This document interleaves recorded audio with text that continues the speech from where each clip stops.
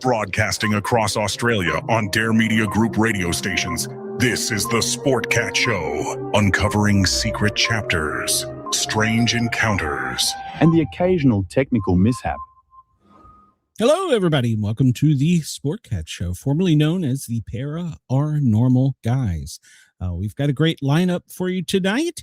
Serial killers and, well, maybe the end of the world. So the only news to update since last week is I will be back live on Monday, I promise. So let me bring my co-host Jen out here real quick, and then we'll kick things off. How are you, Jen? I am doing well. We haven't blown away. Yep, I was worried. I was just talking about Chris to everybody else. I'm glad to see you're here, Chris, and you're safe. So our first guest tonight is done something unbelievable to me.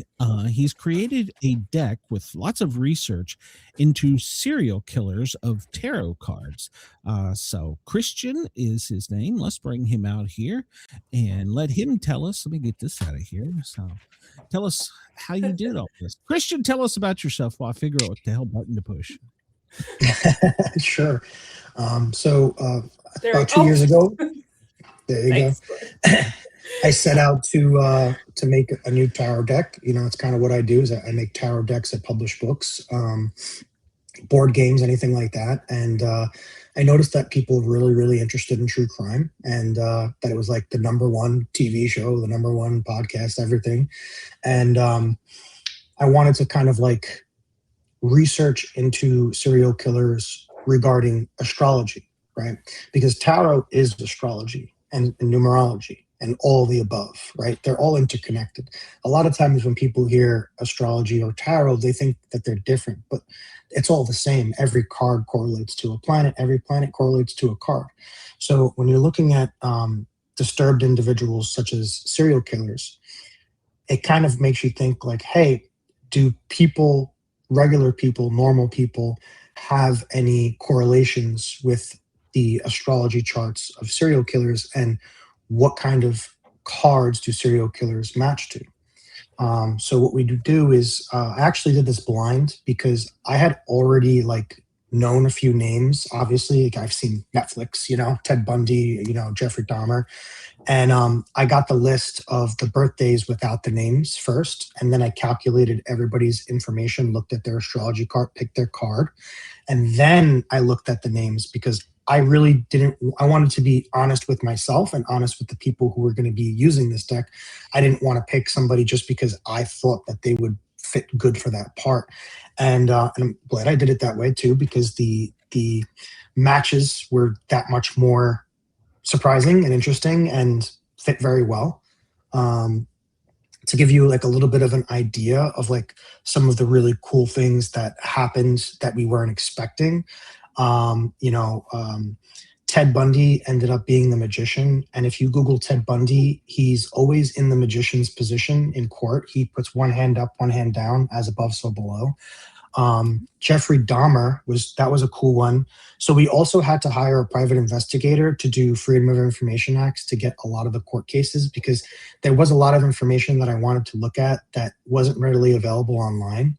So when we got the Freedom of Information Act on Jeffrey Dahmer, we also got access to his journal. So there was a journal that they found in his apartment, and in his journal was a sketch of he planned to make an altar that he would, I guess, worship or pray to or something like this. And the altar was to be made with two figures, which were people that he disintegrated their body and just left their bones. So there are two skeletons, a table, and then a bigger figure up top with like wings. And it's an exact depiction of what the lover's card looks like. So when we seen that sketch and we seen that he was the lover's card, we're like, wow. Another really, really cool one was the Unabomber ended up being the tower, and the tower is the only card in the entire deck that depicts a building that's being blown up, and the Unabomber killed people by using bombs and blowing up buildings. And that kept happening, you know, all throughout the deck. Like the matches were just like very clearly like on point. Through that, we also, made our own calculator that we give out for free. So like anybody could go to our website and like put their birthday in and see what their cards are. So you could get different calculations. You get birth cards, you get soul cards. You could also put your name in there, and like you could see if your first name is ruled by what planet and your last name is ruled by what planet, and then together what planet do they rule. A lot of the young kids love that because like they'll put in like who they think they're going to marry, and it'll see how it changes their planetary correspondences. And then after all that, after the project was finished, I had wrote down a lot of notes during the project, because when I was doing these calculations, there was like some things that were like surprising me, as far as like, for example, there were so many swords like as soul cards calculations, and I thought that was weird, and there wasn't a lot of cups. So we went back and we realized that there was a lot of statistical clustering. So then we got another 1,600 data points, different cases, and we added that to the pool. And I made like a software, and we named the software Aurora Crime Stopper. We gave it to some private investigators, some New York City detectives, and we allowed them to use it for free. And essentially what it does is it gives a percentage of capability, not probability. So if you have a murder and, the first 48 hours is really important, what our software can do is say, there's 15 suspects. You have 48 hours. That's a lot of people to investigate. So if you put in their birthday information, it'll actually give you percentages of their capability of even committing such a crime. Because every human being has an archetype, and every archetype has planetary correspondences.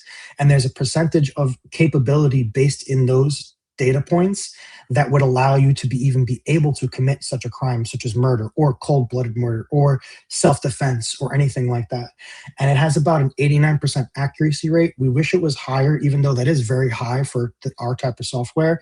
The problem is that a lot of these cases, I suspect, might have been people, especially the CUPS people, who probably took the blame for the murder and didn't actually commit the murder, and they were covering for either a loved one or like somebody that's close to them, which was a whole nother thing, and that like kind of skews all of the data. But yeah, it'll give you a percentage of the 15 suspects, and it'll say, hey, Ted is 80%, Steve is 16%. So what do you do? You say, obviously, I'm going to go for the 80% before I touch the 16%, because it's like triage in a hospital, right? You treat the most important and most health risk first before you touch the person who has a scraped knee. That was really cool. That's still free. We still offer it to any kind of police force investigators that want to use it. We don't charge for it. I'd love to see it adopted and, maybe upgraded with the DOJ records. However, the court system doesn't really like astrology and that kind of stuff, because it's not like as concrete as like, other things. But we're not solving cases here. It's just a triage device. So I don't really see the problem, but it's, it's still out there, it's still available, and people do use it. There's a lot of private investigators that do use it when the cops fail to solve a family's case. They hire a private investigator, and the private investigator uses our software. Wow. So for the layman, so when you say astrology, my first thoughts are, I'm a Libra. It's more than that, isn't it? Yeah, so just the terminology of like the signs, like, Libra, Gemini, Sagittarius, Capricorn, that's kind of just like, labeling sections of the library. Like, this is fiction, nonfiction, this is, what I'm saying? Then you have a chart behind your birthday that has hundreds of data points on it that you could tell so many different things from. Is your K2 squared your Mars node? Is your Jupiter in your lower left-hand corner? There's so many different things that you can find out and use your astrology chart for. It's not as cut and dry as just, you were born in this month, so you're this sign. Wow. Interesting. Warren says in the chat, you've seen the Dahmer diary?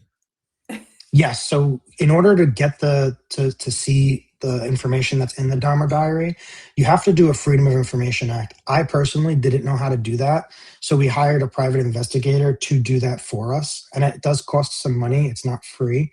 I think there's also a fee when you pull files with the Freedom of Information Act as well. And you could get those files, you could look at it, you could look at all the court cases. I would recommend not doing that if you aren't prepared to see some things that you might lose some sleep over. Because unfortunately, like, when I set out to do this, I didn't really think that I would have to end up going through a lot of that stuff. And I did have to go through a lot of that stuff. And it's very disturbing. So, I mean, just fair warning there. I can see that. As a paramedic on the scene of many traumatic cause fatalities, I see a lot of them are like crimes of passion. So how does the numbers work with a crime? I mean, like, you've heard the term seeing red, and there always seems to be, they knew the person, there was a connection. Does that make sense? Yeah, so that's like more of the ordinary side of things. Is crime of passion is more ordinary, right? And when we say passion, I'm thinking you're saying like some out of love, somebody, revenge, that kind of thing. That's very ordinary, civilized society type of stuff. And it sounds crazy to say that's civilized society, but that's pretty much since the dawn of time. That's civilized society stuff. And a lot of those people fall into cops categories. However, if you have somebody who is a sword and they get put into a situation like that, their capability percentage could be 89%, and they could definitely do it. But if that person had, gone through certain events in life and had done the inner work of dealing with their traumas and evolving as a human being and growing as a human being, they might just see that opportunity and be like, I could do this, but now I'm good, and walk away. Right? It's all about like, people go hang out with the monks and meditate for 5 years because they want to. It's things like that. Some people, don't have that fortunate situation, and they do have those traumas, and they haven't dealt with them. And if they were a sword, they more than likely would have acted on that. Do you think that people's trauma and suffering kind of help to accelerate changes in them, like change who they are? Or do you think that they just sort of open traits that were already there? Yes, both. Both are true. It's true in the sense that I think you can consider yourself lucky or unlucky if you've had traumatic situations. The unlucky side of having a traumatic situation is it happened to you, right? The lucky side, and the side you should be grateful for, is that you made it out, and now you're a better person and you have grown as a person because of it. And to be a really great person, you need to have had experienced serious traumas in life. And if you haven't, if you just had a normal, easy peasy life, I'm sure you could still be a great person. But when I say a great person, I mean somebody that has like real depth to them, real personality, they have a strong mind, they're strong emotions, and they're very self-aware and aware of others and all that stuff. And it's almost like a spiritual enlightenment type of a thing, right? It's like a fast track to spiritual enlightenment. But there are some people, again, that have these experiences and it becomes their life, and they don't have the strength or the means or the tools necessary to overcome it. And we see this every day in all kinds of situations. What do you think it is in those people that do, they take something bad? What trait, or do you think that they possess that they can turn a bad thing into something good versus just giving up? If the tools are there, meaning like if like, just say astrology wise, let's say in your scenario, this person has all the tools necessary as far as astrology goes to make that decision. There isn't necessarily a trait there. That's free will, right? And maybe right now you're in a slump. Maybe you're smoking too much pot, you're drinking too much. That might be the thing that you're doing right now, and you're probably not going to be able to get ahead in that sense, right? But maybe further on down the line, you might have that coming to God moment or that epiphany to do that. It's really not a trait. It really is free will, and it's being able to have these conversations with yourself in your head and go through all of that to make that decision and decide whether or not you want to do it. And I think that everybody, if they knew they could, would, right? Because who wouldn't really, but you can't really have those conversations in your head if you're getting slammed every single night to try and deal with the trauma in the first place, or whatever the situation is. So really, I want to stand by that. I don't think it's a trait. I really do think it's a free will thing, especially if you have the tools already available. I think it's all about free will. So, sorry, Glenn. So what do you think needs to change? Like, what do you think a person would need to change first? Their identity, their beliefs, or their behavior in order to improve their quality or their life?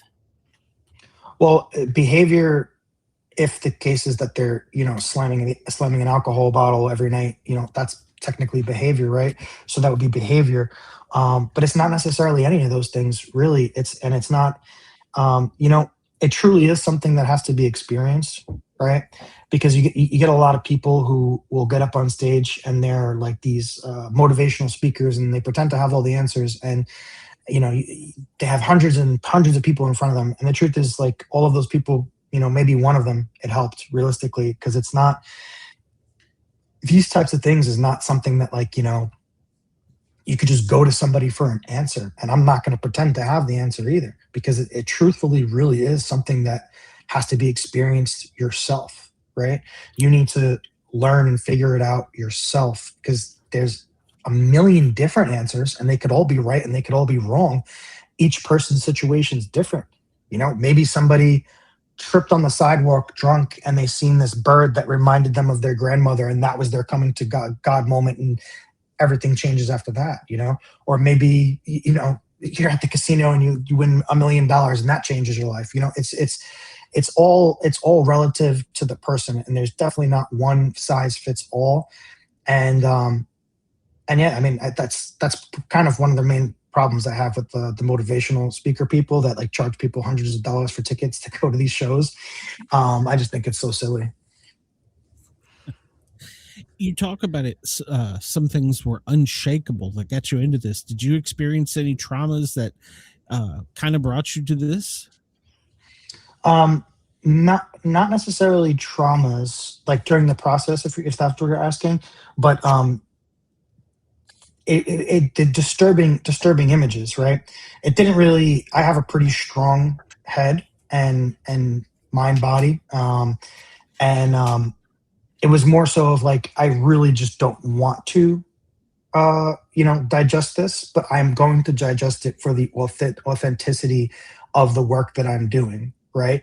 Because I didn't want to just create a deck, right? I wanted to make a difference, because the glorification of serial killers is rampant these days. I mean, you're casting what's his name as Ted Bundy. What's this guy's name? Zac Efron. That, like, all the young girls love this guy. So now you have all these young teenage girls who are googly-eyed over a serial killer character. That's very wrong, right? And there's just too much glorification. So I wanted to create a tarot deck which is the opposite of what glorification does. It requires you to do the introspective work. Like, this is the shadow side. These are the people. This is what happens when you do the flip side of the tarot card and you don't do the work that's necessary. This is what can become. This is the shadow that's in everybody, right? So you could have the exact same astrology chart as, say, Ted Bundy, but you could make the decision to go the opposite way, right? This is free. This is where free will comes into place. That's why our software is capability, not probability. We're not describing probability here. We're describing capability. So if you have a 90% capability to go that way, take the other route, and you know what I'm saying? It's ups and downs, and it's all about free will at the end of the day. So you're talking about capability and stuff, and the percentage of I take it I'm going to ask the question, but I'm pretty sure I know the answer is, do you think that evil is something we're born with, or do you think it's something that's nurtured and created by society and time? Wow. I would love to answer that. I would just have to ask first, what is your definition of evil? I would assume Ted Bundy. So you're saying, like, somebody that mass murders people is evil? Okay. I guess that would be a definition. Yeah. Or not so much the person, but the behaviors and the actions of that person. Okay, because I would describe evil as something very different. Okay. But if we're gonna go the route of, just for example, like, do you think somebody's born with that intent to be able to do that? Is that what you're asking? Yeah. If if are there people that are born, heartless Predisposed. and yeah, Oh, predisposed to oh. those No, tendencies. no, There's the no. word. Thank you, Glenn. Yeah, Every now and definitely then. not.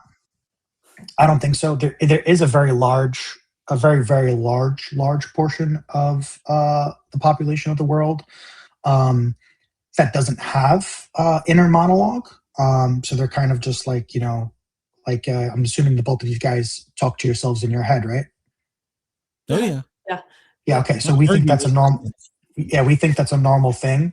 There's a large portion of society that doesn't have that, and I know that might be something hard to wrap your head around, but like quite literally, and it's hard to imagine because you always talk to yourself in your head and you think, but a very large portion of our population, more so than not, does not have that. They don't have a voice to talk to. And I've met quite a few of these people, and you asked them, it's like, oh, I was like, you don't have a voice to talk to? And they're like, what are you talking about, a voice to talk to?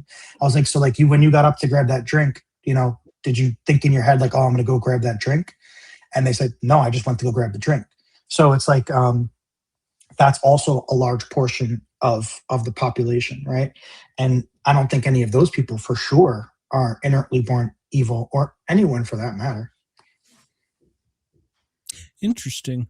I have a rare intracranial hypertension, brain disease, and it's incurable. They can only give you pills.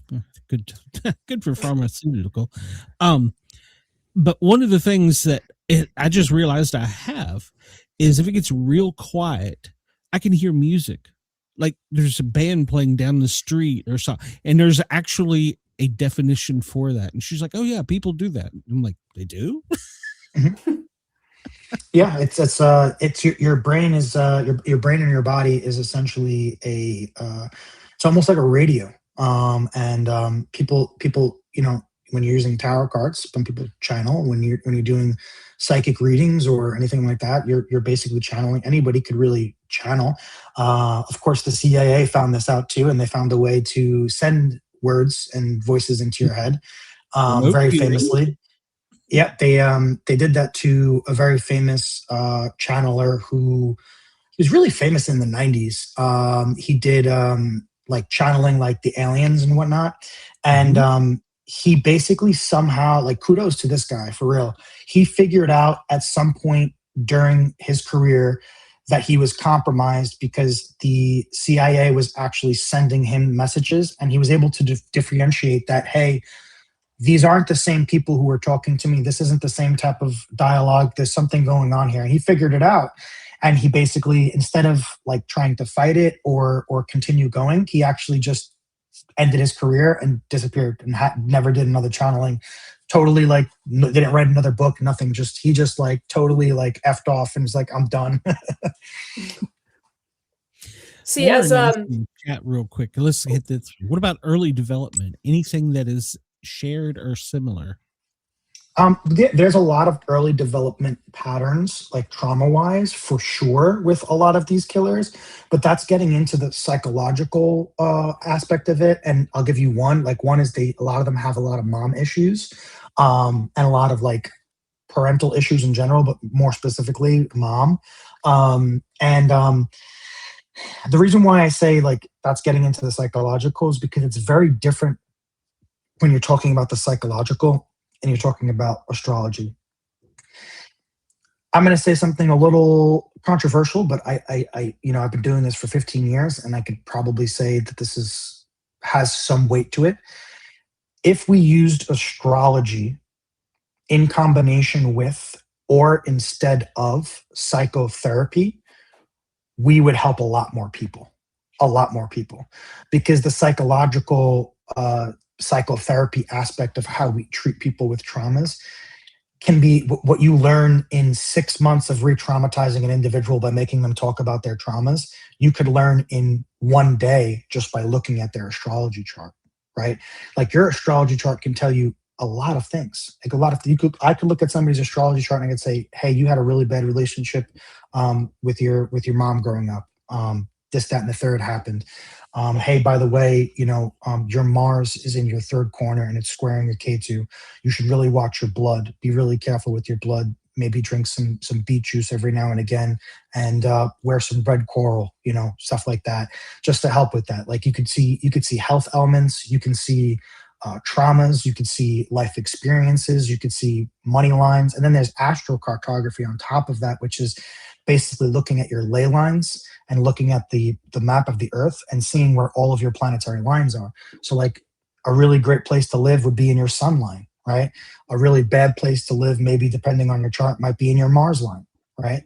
And there's so much more available to you through astrology, numerology, astrocartography, tarot, all these things that could help somebody like that versus psychotherapy and talking about like things that happened in early childhood development and all that stuff.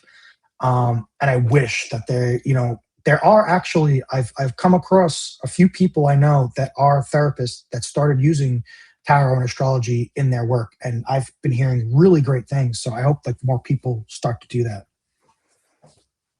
Interesting. I've written some notes. I'm like, I'm going to check out that. I'm going to check out that. That's a lot of stuff. I was gonna ask the question. Like sometimes we know we need to change, but we resist it. Why do we resist it so much, even though we know it's good for us? Yeah. So because that's change, and change is hard, right? And it's so much easier to stay in what's known and what's common. Right. And your ego likes to stay comfortable. Right. And, you always have an ego, but like when you make like a big change, you kind of like transform the ego a little bit. The ego turns into something else, right? Because you've overcame this thing, right? This trauma. It's kind of like, knowing that you need to take this medicine and knowing that by taking this medicine for the next 8 hours, you're going to be possibly in pain, possibly really uncomfortable. Maybe you're going to sweat. Maybe you're going to shit yourself. Maybe you're going to throw up, whatever it is. But you have to take this medicine because this medicine is what's going to make you better. But for 6 hours, you're going to be really uncomfortable. And, a lot of people won't take the medicine because they know what's coming and they know that the uncomfortability, and they'd rather just deal with it and not have the uncomfortability and stay with the comfortability that they're in than actually get better. When you're talking about ego, you're not talking about like, somebody's got an ego and they think better of themselves. You're talking about like that part of the consciousness, like ego, id. I can't remember what the other one is. Ego is your name, right? So, I'm Christian. My ego is Christian, right? Okay. That's like the easiest way to explain it, because without your ego, you wouldn't have a name, and we wouldn't be able to converse with each other if we did not have egos, right? Without the ego, so it's mind, body, soul, spirit, right? And there's like 3 layers, like, just like in church, the Father, Son, the Holy Spirit, it's all the same thing. So like the first layer is your ego, right? The second layer would be like your spirit. And then the third layer would be just like absolute consciousness, right? So when you go to like spirit, you no longer you're at the stage of pretty much not having a name and not being physically being able to communicate here. So like the ego, for all extensive purposes, it's your identity, it's your personality, it's your name, your God-given birth name, that whatever it was that your parents decided to name you, that's your ego. There is part of the ego that is expressed through like, oh, I'm the man, I'm this, I'm that, I'm the best at this. That's also an expression of ego. But realistically, if you think about it, that's just an expression of you expressing your personality, which is your ego. Did how doctors go to school for 6, 10, 12 years to learn how to treat people? How long did it take you to learn this? Because it's a lot of what you're saying parallels that you're helping people. To learn what exactly? Because there's a lot of things going on in my head. Well, I guess tarot or philosophy. Well, no, you were talking about using like psychotherapy to help people to make them better, to get them past something. And psychologists go to school for long periods of time. And it seems to me with what you're saying is a lot of this has been beat out of us by society. They just want you to be the normal guy, 9 to 5. But how did you learn? What set you on that course, and how long did it take you to say, I can help people using the astrology and the numerology? Well, I've always kind of been that way since I was a kid, really. And it definitely left me for a while at some point in my childhood, and then came back. You know, that graciousness, the thing to want to help and stuff like that. And it left me during the period of like the growing up period where it's like, oh, I have to like, you know, go to work and do this and do that and survive and this, that, and the third. And that just didn't work out for me. And I reverted back and I was like, you know what? I'm going to make it. I'm going to be okay. And I'm going to go back to how I really want to behave and how I really want to be and what I really want to do, which would help people, period. And helping people could be anything. Helping people could be like, hey, next time you see that homeless man on the street, give him some money. Like, yeah, he's going to use it for drugs. So what? Let him get high. He's got nothing else going on. Like, what do you mean? Like, you know what I'm saying? Like, I hate that excuse. Like when like, you know, it's just, it doesn't matter. Like he could use that to whatever he wants to use it for. The fact is that you're giving to him something that he does not have. Right. But yeah, I mean, I've been like that since I was a young kid, and tarot and astrology is something that I've always been into since I was really, really young. I mean, I was definitely a weird kid. You know, I remember being like 12 years old, trying to Google like what dimethyltryptamine is and DMT and all that stuff. And like, what 12-year-olds doing that, you know? That's like, but that was me as a 12-year-old, like looking into death. Like I was interested in like what happens after you die. So like I researched this and like I'm looking at scientific articles and they're like, oh, well, dimethyltryptamine is released in your brain when you die, and this is what happens. And then you know, and then I think like, oh, so this is an actual substance that you could like ingest and experience death from. Like that's where my 12-year-old brain went as a kid. It was lifelong learning. Yeah. Okay. When I was going to say, when I was 12, I built a working seismograph out of rubber bands, paper towel rolls, and buried in my backyard. And I thought everybody else was doing the same thing when they were 12. I was weird too, so I empathize. I was going to ask that. Do you think that our interest in serial killers and criminology, and because you said that there's a bigger interest in criminology and stuff, do you think that stems from either, you know, we want to understand the darkness or we want to understand ourselves? I think a lot of it is shock factor. People want to be shocked. That's like the main thing. And also people don't understand the how could, the why, the no way part. Like people don't understand that.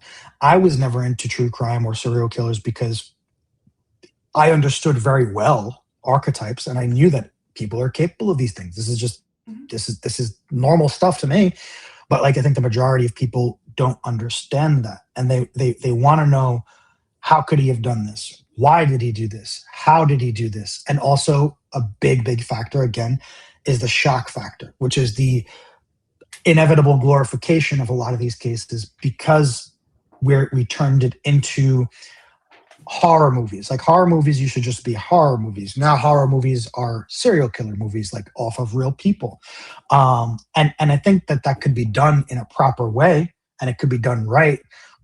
Not when you're hiring like the hottest actor possible to play the serial killer. You know, I think that's just it's like I understand like there's definitely people around the round table in that like producer room, and they were just like, all right, guys, how do we make the most money off of this? And that's the reason why they did it. But at the end of the day, there's the whole like you really got to think about it. And I don't think they actually thought about it. Like, I don't think that they did this like with evil intent. I think they were really just trying to make the money off of it.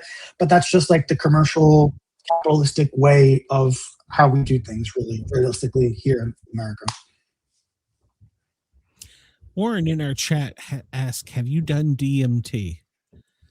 Have I personally done DMT? No, and I will not do DMT. The closest thing that I've ever done to DMT is probably ayahuasca tea. There is DMT in ayahuasca. Okay, I'm gonna be the naive one here and say, what is DMT? DMT, dimethyltryptamine, is released in your brain when you die. It's the acronym. Okay, got it. Yeah. You were saying it was in a tea. People do these weird things, yeah. So every living thing on Earth has DMT inside of it. If it's living, it has DMT. So the grass outside has DMT. You could actually take that grass and you could extract DMT out of it. There's better ways of doing it because there's certain plants that have higher ratios of DMT in them, and that can be boiled down and synthesized into a crystal. And people smoke them, people ingest them. The most original way of doing it and the not so crazy way of doing it is the ayahuasca way of doing it, which has been done for hundreds and thousands of years, which is they get these vines and a couple of other plants and leaves. They boil it up into this black guck, and really rich people pay thousands and thousands of dollars to go to Peru and do this. But I personally, I've never smoked DMT, and I don't plan on to do so. I'm going to save that for when I die. Good choice. It's on your bucket list, but very, very, very low. Mm-hmm. I just think that's like, I've done a ton of research into it. I know people who have taken it. I'm very familiar with it.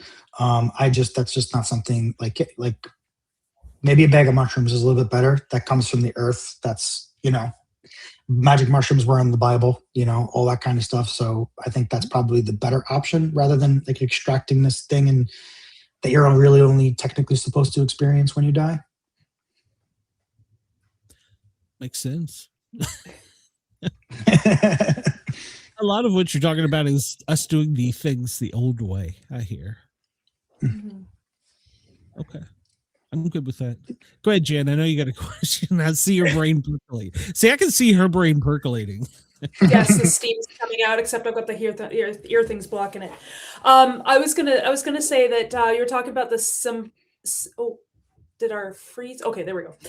We're talking about the symbols and the I can't say the word.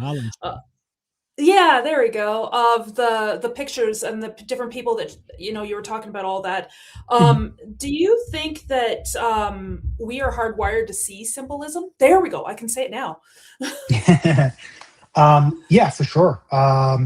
Symbolism is very similar to pattern recognition, and imagine us not being in civilized society. We would be able to recognize patterns for hunting and gathering and all that kind of stuff. There is in my experience, from reading tarot for so long, I think one of the biggest misconceptions with tarot is people think that tarot is the thing, right? Tarot is what's giving you the answers. Tarot is the thing that's telling you the fortune and the future and all this. And no, that's not the case. Tarot is just a box of paper cards. Sorry to inform you, peeps. So there's a lot of people who are going to hate me for saying that, but that's the truth, right?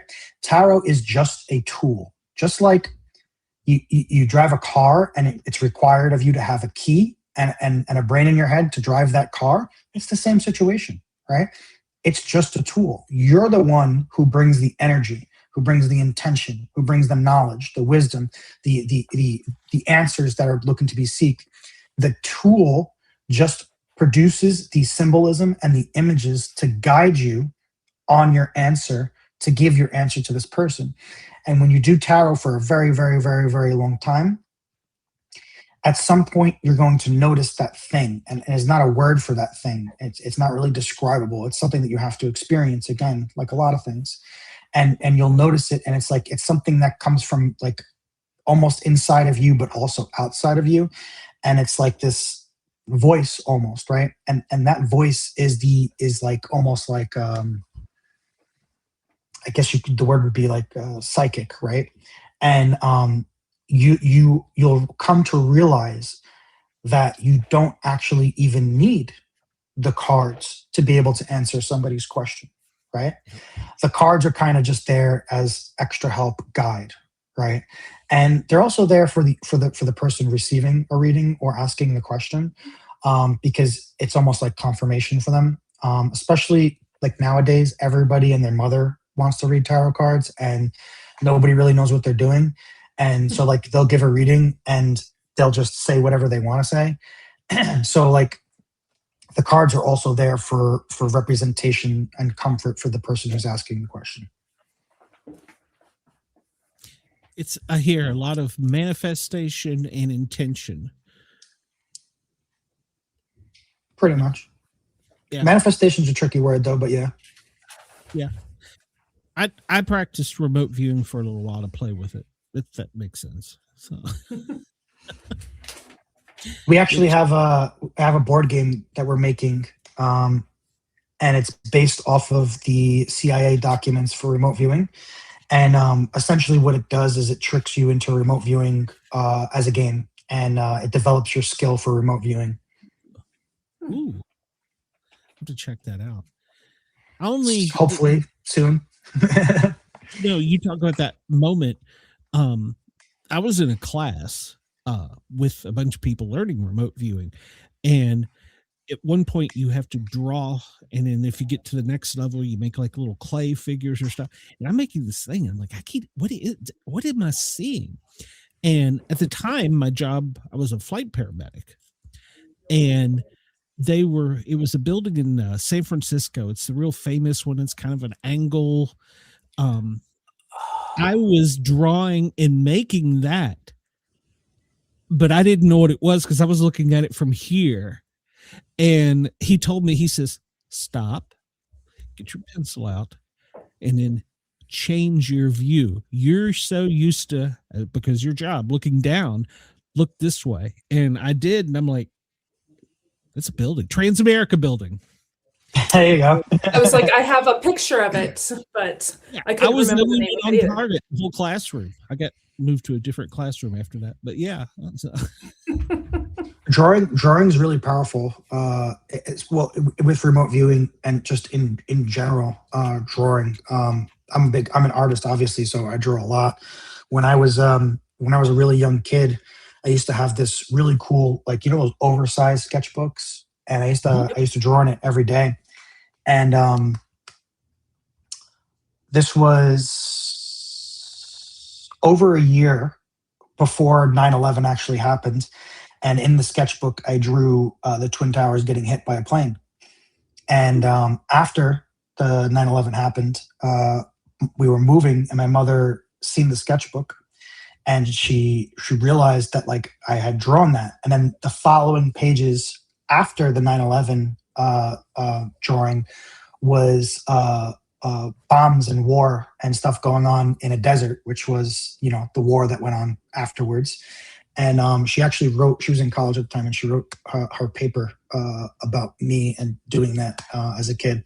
But yeah, drawing can be used to, one, remote view, and two, see a glimpse into what the future holds. I do less seeing and more hearing, like just intuition. And I was gonna actually ask you about intuition and its relation to creativity. Do you think it's something that can be taught? Not in the traditional sense of teaching, but yeah, and they're both the same thing. Creativity is the thing. Like, creativity is the juice. right? Mhm. Creativity is love. Love is creativity.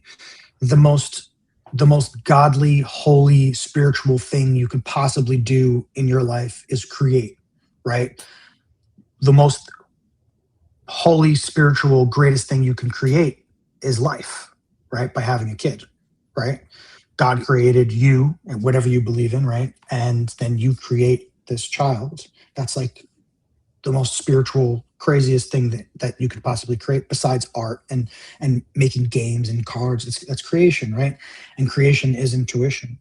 And I'm not necessarily sure creativity needs to be taught. I think everybody kind of has creativity. It just needs to be, mothered or cared for and, nurtured, right? And that goes hand in hand with intuition. I think intuition is the same thing. There are some people that are naturally more creative, like they just thrive and take to different mediums of creativity and stuff. Is there anything different in their, like, do their brains work differently, or is it just some connection that they have that other people don't? Yeah, I would say that there's definitely good examples of that. Like, I'm autistic, right? But I have autism in the sense that I hyperfixate on things. If there's something that I'm interested in, I will learn it better than somebody who went to school for 10 years.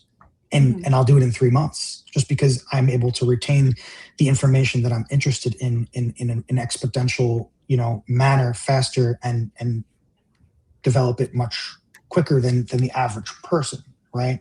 So, like, I think that there's definitely aspects of our brain and aspects of the chemical engineering in our body that can make somebody more creative than other. There's also astrological aspects that make people more creative than others. Like, I'm a Gemini. Like, we're some of the most creative people on the planet, and most misunderstood people on the planet, because we have so many different personalities. Like, whereas you may have one voice in your head, I have like 15, and they're in a courtroom and they're battling every possible different direction of this entire conversation. And I'm completely like non-biased to all of it, because I'm having all those different angles and opinions all at once in my head. But yeah, 100%, certain people are like, really good at certain things. You see that a lot with autism, where autism has different levels, right? Some levels of autism is very debilitating, right? Some levels it's almost like a superpower. And I really do think so. I feel like I have a superpower, realistically, because like I could really learn something very well, very fast, if I'm interested in. The caveat to that is, if I'm not interested in it, you couldn't even get me to talk about it. I will go to sleep. I'm nodding along because I totally get it, because I also have autism, and I understood that whole debate going on inside your head. Do you feel sometimes, though, I was going to add from one autistic to another, do you feel that it's hard to understand how other people don't get it? Does that make sense? Yeah, that's a struggle of mine. My biggest struggle probably is my brain goes so fast, and the way I speak sometimes might come across as like rude or like condescending, but I'm not at all being rude or condescending. It's just how the words come out of my mouth. I don't have the same type of cues, right? That somebody else might have, that they would pick up on to tell if that person's actually being rude or not. So that's a big one for me, more so than people not getting it. But like, if it's something interesting, I would love to sit there and totally tell this person why it's interesting, and also why it's not interesting at the same time. Like, that's the crazy Gemini aspect, right? Is like, we'll tell you, like, we'll convince you why you should do this, and we'll also tell you why you shouldn't do it. And then by the time you're done with the conversation with us, you don't even know what happened. I'm totally confused. Yes. You had a question there, Glenn. Well, we got to wrap up here soon, and I do have one question. Do you use ruins? Runes? Yeah, runes. Sorry. Yeah. I've used runes for quite a while. I haven't used them in quite a bit, but I do have Mjolnir on my arm hand here, and the other hand is the Fool from the Tower deck. But I used runes, but I used the traditional way of runes, and the traditional way is you have to go hunting, and you hunt your own dinner. And I do that anyway, regardless. I really hate going to the supermarket. The way they treat the animals that go into the supermarket shelves is horrible. So any chance I get, I try and go hunting, and we freeze everything up. But the traditional way of doing it is you do that. You save all the bones, and then you inscribe the runes on the bones, on the small bones. And then you make a little leather bag out of the skin. And then when you want to do a rune reading, you shake up the bag and then you throw it. And then that's how you do your rune reading, depending on what's on top of what's upside down, what's pointing this way, what's pointing this way. But the runes they correlate to every single one of the tarot cards, and they correlate to every single one of the astrology signs. It's all the same. They all work interchangeably. They're just like different languages. That's all. Okay. Yeah. Because I've been drawn to them for some reason, but at any rate, we're gonna have you back because you're great. I feel like I could keep you 2 hours. So that would be fun. We'll set it up. We always ask, have you ever had a paranormal experience, seen Bigfoot, anything? Sure. I've had 2 pretty crazy experiences. I will save the short one. I will save the long one and really crazy one for next time I come. The first one is a little bit shorter, but I took a trip out to New Mexico, Taos, New Mexico, during COVID. And Taos, New Mexico is right next to that suspected UFO research facility out there in the desert, New Mexico. And I drove, it was like it was almost a 30-hour drive. And I pretty much drove straight. So I could have been hallucinating as well. But I'm pretty sure I wasn't. When we got there, first thing we did, we unpacked our bags, got in there. I was checking out the Airbnb. I went into the backyard, and I was just blown away by the sky, because in New York, we don't really see stars in New York. And then to go down to New Mexico and see like actual, like you could see the Milky Way in the sky. Like it's so clear. It's like amazing. And I'm looking at all these stars and everything. And I noticed that there was like 2 lights that were like zigzagging. And I'm like, obviously that's not a shooting star. That's not a regular star. That's not a planet. Like that's not a plane. And they were just like zipping around. And I came to the conclusion, I was very tired, obviously, but I came to the conclusion after the fact when they disappeared. I was like, that had to be a UFO. Those were definitely UFOs. And then like I'm like, isn't there like one of those facility places like somewhere over here where no, it was where they had the crash. There was a crash down there. What's the name of the crash? You guys would know. Roswell, Area 50. Roswell, yes. Roswell is literally an hour away from Taos. So I was like, that's what it was. And I was like, and that was pretty cool. That was interesting. That was the first time I ever seen something in the sky that I could like, with 99% assurity, say that it was probably a UFO. I'm going to go with you believe in aliens too. To an extent, the aliens definitely exist. I think that the aliens that were being disclosed of being existing, I think there's a narrative being played by the government disclosure program, and I think a lot of what they're telling us is not the truth. I think it's a narrative to do sort of a brainwashing, but aliens for sure, 100%, they exist. Project We lost a lot of wasted Yeah. space. There wasn't. Yeah, mathematically, it just wouldn't be possible, I don't think. So, but yeah, I think Project Blue Book. We had a guy on here. He was an author that worked for some special agency, and he wrote the book Hush. I read that, and this changed my whole view on this stuff. You should look up Project Blue Beam. Project Blue Beam. Okay. Blue Beam. I don't know if you ever heard of that one, but that was a project to be able to project holographics into the sky. and move them around. And it was suspected that that was going to be used for disclosure when they do disclosure, to usher in aliens and get us more comfortable with that. Say like, hey, now we have to be a one world government and we need a one world currency and everybody needs to get behind this and follow the rules. And this is how it's going to be, digital currency, this, and you need digital ID. That's kind of like the whole conspiracy theory behind that idea. Yep. Nope. I've heard it, know about it well. So grew up around Fort Belvoir, if you know anything about that. Just outside of Washington. Okay.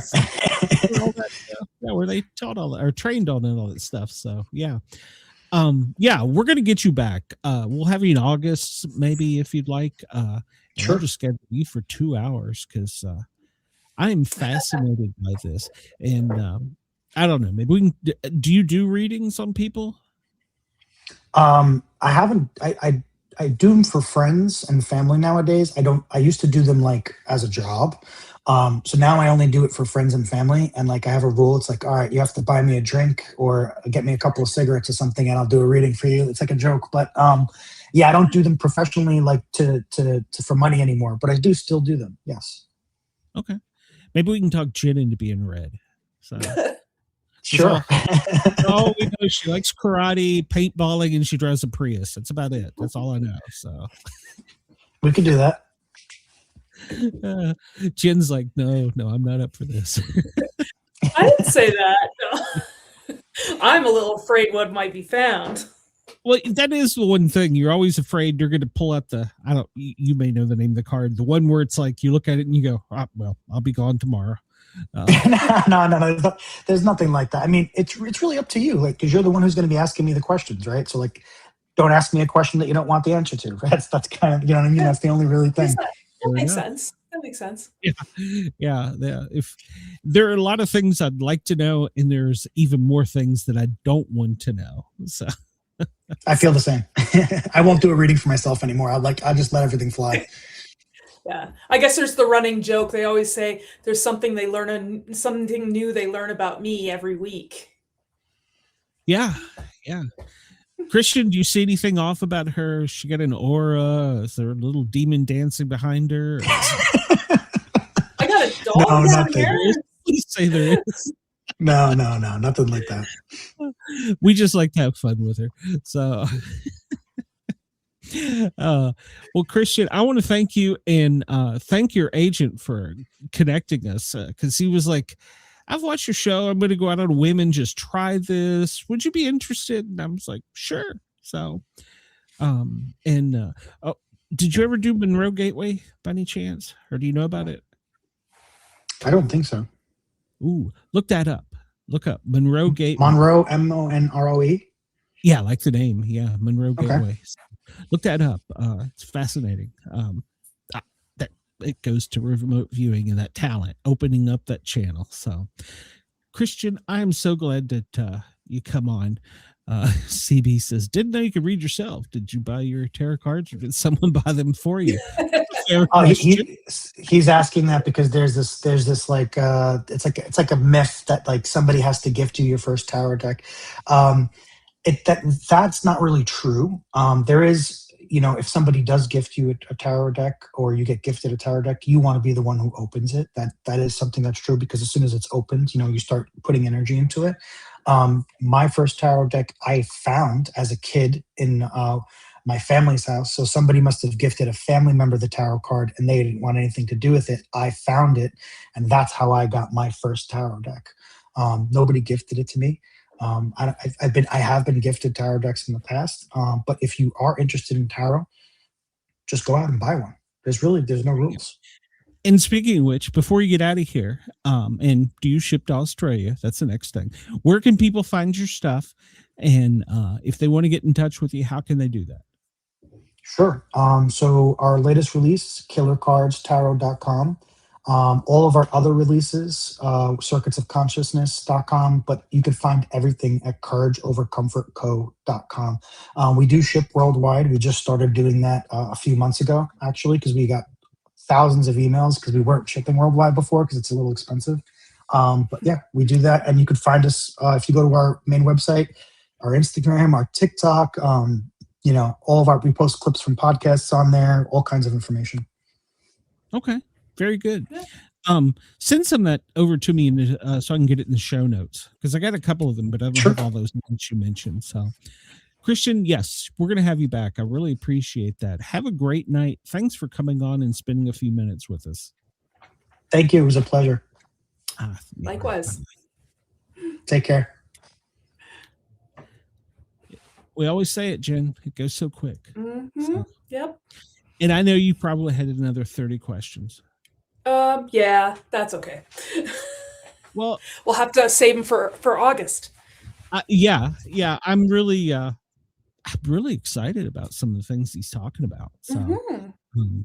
I know. I was making notes. I'm like, I'm gonna check out that. Like, I have like my pages are all covered with notes. I'm like, okay, I've got some research to do this week. there you go, and you can add some of it to your book. So, Yeah. and hey, before we kill the end of this hour, tell everybody where they can find your stuff, and where if they want to get in touch with you, they can do it. Yeah, check out my website, jmshawauthor.com. You can see my books. You can read about them, the synopsis. You can find links to them online. And you can check out my events page. I also have on the bottom of my website links to my Facebook, my Instagram, so you can follow me, or my Goodreads, so you can see what other people are saying about me. There you go. Everybody, hang on for hour 2 of the Sportcat Show. We'll be right back. Thank you, WZQR and WRFN. Broadcasting across Australia on Dare Media Group radio stations, this is the Sportcat Show, uncovering secret chapters, strange encounters, and the occasional technical mishap. And hello, everybody, and welcome back to hour number 2 of the Sportcat Show, formerly known as the Paranormal Guys. It's me and Jen, my normal. I'm keeping you, by the way. You can't go anywhere. Yes, so. I'm stuck. You're allowed to go on vacation. That's about it. So. Well, we have 2 guests every week that we talk to, and our guest isn't backstage yet, so it's just me and Jen for a few minutes. So, Jen, since we got a few minutes, what is one thing this week our fans would like to know that they don't know? You mean about me? About you, yes. They love you. I'm just a guy who pushes buttons. I can play piano. Interesting. I didn't know that. I'm studying for my Royal Conservatory. Oh, all right. Yeah. Started 2.5 years ago. I'm at grade 4, going to be taking my grade 4 test. Wow. That is always learned something new about you. I'm going to come on one day and you're going to be like a knight. Oh, yeah. I'll be wearing like, all you'll see is my eyes, because I'll have like a ninja outfit on. Yeah. I'll be like, what happened this week with you? I was on a mission. We cannot talk about it. I know it's going to happen. It's going to happen. So, and I get through the week, I do get people asking me, she goes, can you tell us about something? About me? Whoa, I didn't think people were that interested. I always thought that, I needed to write, because otherwise, my life is pretty boring otherwise, and people will remember me when I'm gone because of what I've written. Well, that's true. Is that why you started writing? No. I started writing because I was trying to figure out life, and I was people watching.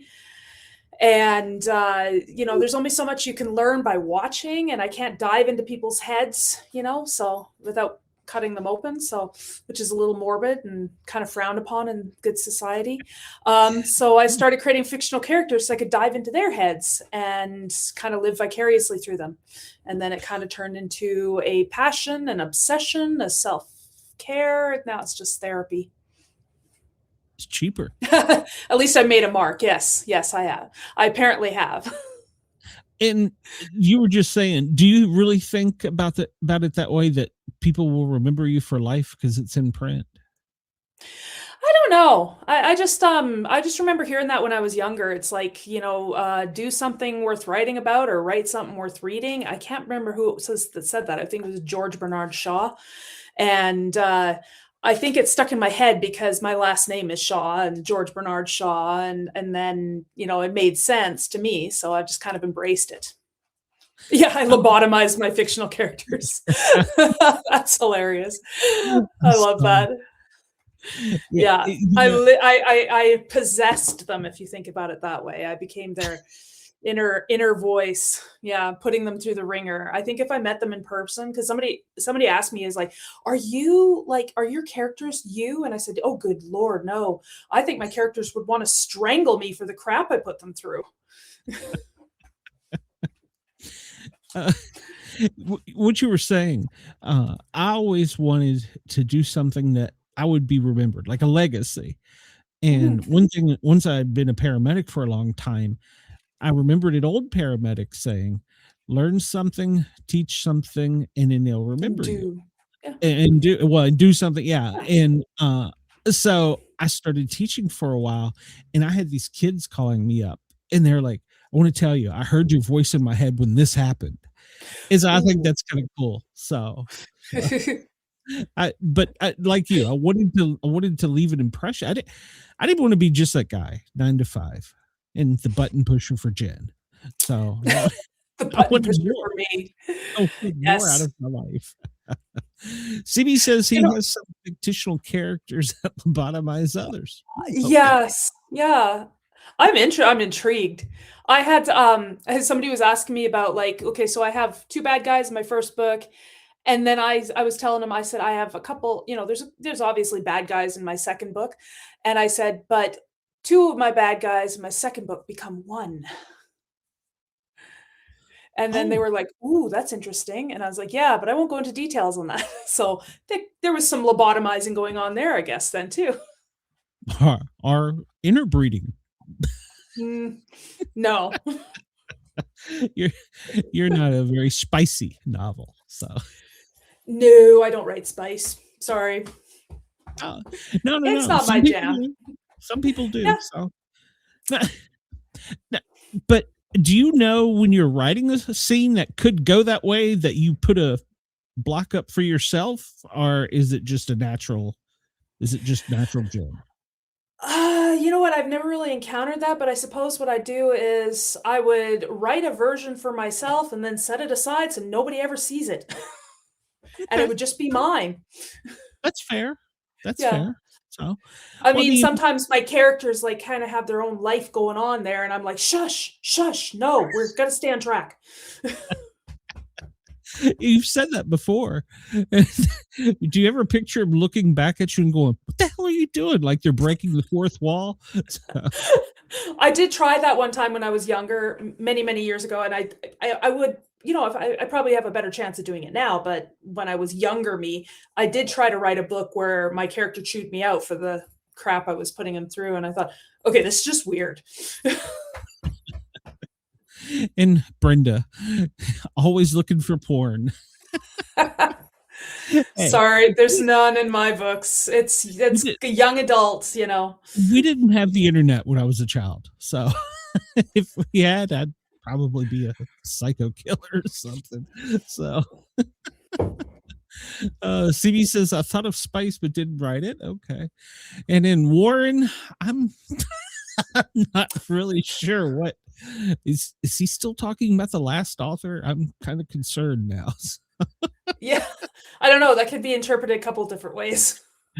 Yeah. You haven't met Warren. You need to meet Warren. He was from the original cast of Misfits, and he's been sick lately, so we haven't seen or heard much of him. So we're glad that he's back to his old self.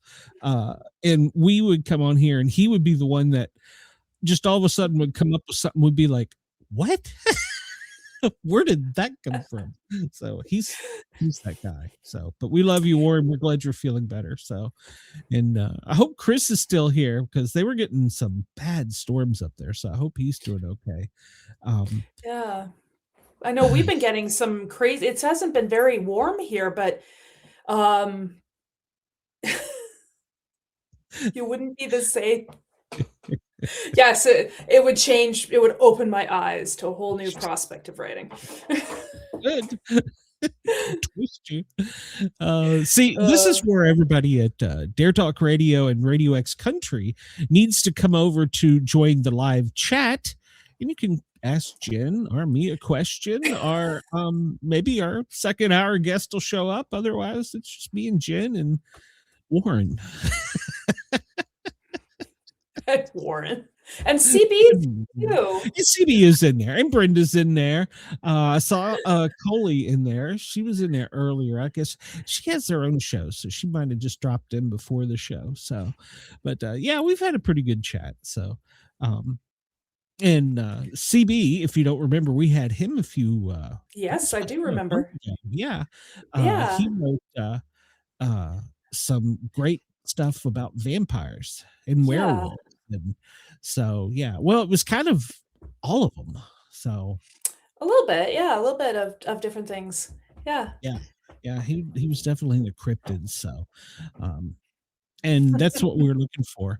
And I was telling you earlier, Jen, I found a new author that I'm reading. I done forgot his name. He's going to yell at me. He has written some great tales about vampires, and I was really intrigued, and I read his book in like 3 days. And that's saying something for me because I'm a slow reader. So, yeah. Todd Sullivan. Yeah. Todd or Tom? Todd. Yeah, see, we'll have you back on. We ain't afraid. We're not afraid of you. But yeah, so yeah, I dove into his first book, and wow. But like I was saying, it's set in a country I'm not too familiar with, so that was a little odd to dig into, but I've thoroughly enjoyed it. So I can't wait to have him on. So the hell was that, Jen? Sorry, that was my dog. Oh, I didn't know you could hear that. She got up and shook. Release the gimp. What the hell was that? No, it was just her collar. She got up and she shook, and she's got really long ears, so they kind of flop. Okay. Yeah. I did tell you a little bit about Ginger. So Yeah. I had an incident with her where I was afraid she'd had a stroke, so I took her to the vet. Turns out that don't give your dog gummies. But she's fine. But now I felt so guilty. I bought her a spa day. So it's like I'm making up with her. So what do they do in the doggy spa day? Well, she's gonna get a full bath, which I'm sure she's not gonna like. I was gonna say, I don't think my dog likes her spa days. Yeah, she's gonna get that, and they're gonna put on some blueberry scent and give them some tree. I do their neck. I don't know. I just know it's gonna cost me a fortune. I'd always drop my dog off at for the spa, and she's always giving me this look like, "What are you doing? Why are you leaving? Come back! I'm a good girl. Please don't leave me." Well, see, here's where I got a mobile one to come out here in the country. So oh wow! Now I'm saying that sounds kind of creepy, but so just gonna show up in a van and just this white van, and nondescript. Take your dog, bring it back. That sounds no. She doesn't leave the driveway, so. CB says I'm about to pull a Jack the Evil Clown. Did you miss me? No. CB, to be missed, you have to have went away. We've only missed you for a few weeks, so it's kind of subjective there, CB. Yeah. Do all of your authors do this thing with a JM CB? Is that? It fits. Well, I'd use JM Shaw. Shaw is my maiden name, and I use my initials for anonymity. But I mean, if anybody asks me, then I'd tell them my first name is Jennifer. But it also fits better on the cover. Okay. Yeah. And with CB, you remember that? I mean, I do. Yeah.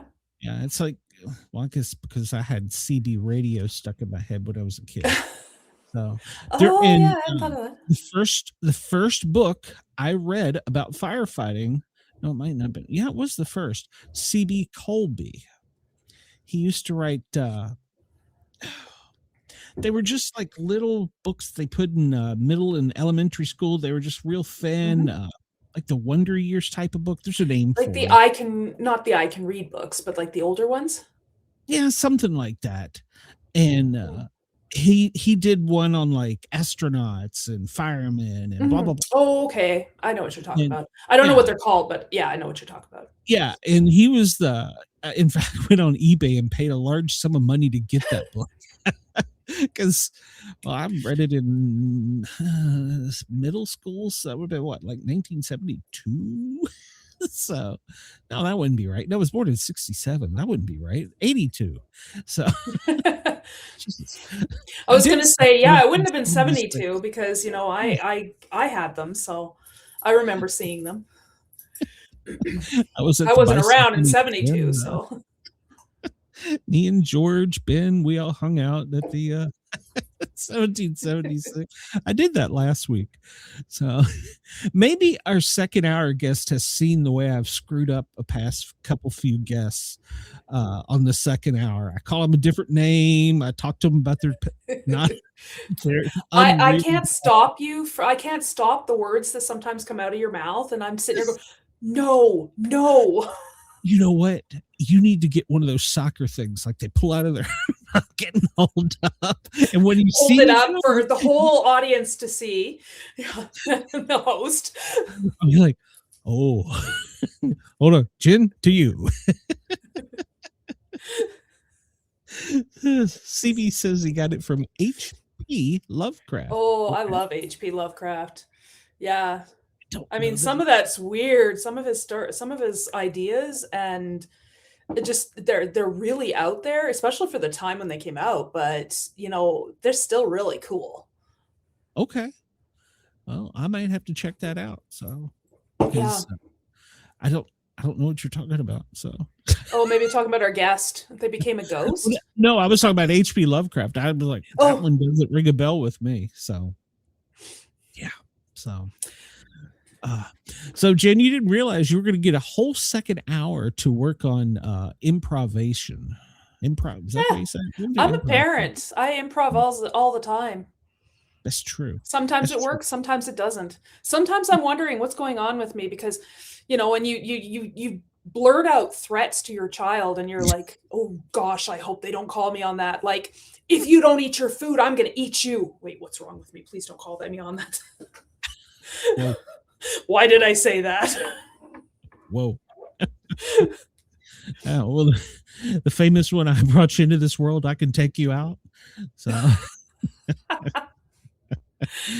I've heard that. Yeah, I've heard that one. Yep.